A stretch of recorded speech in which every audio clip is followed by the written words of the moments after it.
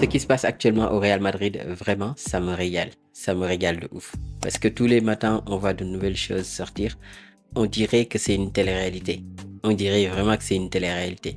Dans tous les cas, moi, je pense que la meilleure recrue du Barça au cours de ces dernières années, c'est Kylian Mbappé. C'est Kylian Mbappé pour le Real Madrid, en fait. Je pense que beaucoup de personnes en ont déjà parlé et bien mieux que moi. Mais dans tous les cas, voilà, moi, je trouve que le fait que Kylian Mbappé ait rejoint le Real Madrid, c'est une bénédiction pour le Barça. Et ça, hein, même Laporta l'avait déjà dit bien avant que Mbappé rejoigne le Real Madrid. Dans cette vidéo, je vais vous donner mon avis sur la situation actuelle du Real Madrid, sur la situation de Mbappé, mais également les tensions qu'il y a dans le vestiaire.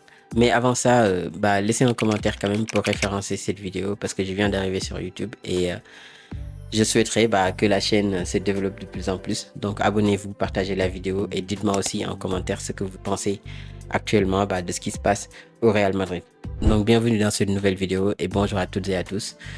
Moi, je pense qu'il faut recontextualiser un petit peu dans le sens où si on prend actuellement uniquement la situation de façon unitaire de ce qui se passe au Real Madrid, c'est très très facile de tomber sur Mbappé. C'est également très facile de tomber sur Vinicius. En fait, c'est facile de tomber sur tout le monde dans le sens où c'est un club qui a dépensé beaucoup d'argent, c'est un club qui ne gagne pas. C'est un club également qui a un jeu assez bizarre.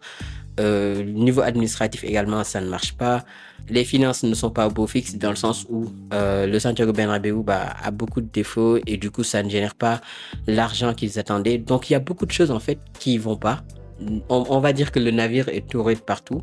Mais pour moi, en fait, si on l'analyse uniquement dans la situation actuelle, ça devient un peu réducteur dans le sens où la question qu'on se pose en fait, c'est de savoir est-ce que vraiment le Real Madrid avait besoin d'aller chercher Mbappé. Il y a 2 saisons ici, il y a 3 saisons, pardon, le Real Madrid avait tout raflé sur son passage. Bon, tout raflé, non, parce qu'ils avaient pris une Ligue des Champions. Tout le monde se demandait d'ailleurs comment ils ont fait pour gagner. Mais voilà, c'est une équipe en fait qui est assez bizarre, assez mystique. Une équipe qui n'était pas supérieure, qui n'a jamais été supérieure à tout le monde en Europe, hormis quelques passages quand même où vraiment ils éclataient tout le monde. Mais au cours de ces 5, 7, 10 dernières années, ils n'ont jamais été supérieurs vraiment à l'unanimité en Europe comme le Barça a pu l'être pendant les années 2015, 2012, 2008, tout ça. Donc oui, ils ont quand même réussi à gagner malgré tout des Ligues des Champions à l'appel. Ils ont quand même réussi à gagner des Ligas.